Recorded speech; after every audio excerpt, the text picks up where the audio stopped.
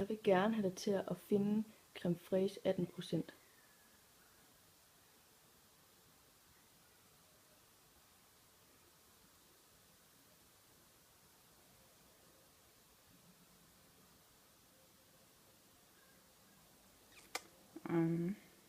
Ja, jeg troede, de ville være herinde.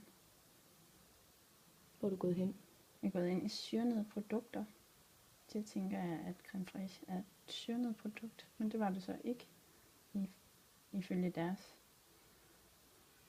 Men hvorfor har de andre produkter her?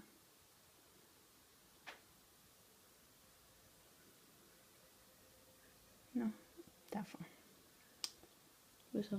Det var så fordi, at de pakker en del af deres produkter i deres eget varemærke. Englemark. Det vidste jeg ikke. Der var den. Der var en Englemark creme fraiche. Sagde du, det skulle være Tise? Ja. Men jeg ved ikke rigtigt, om det er... Altså, det er jo Englemark, men der står Tise på. Jeg ved ikke, om det er den, men altså, det er det jo nok.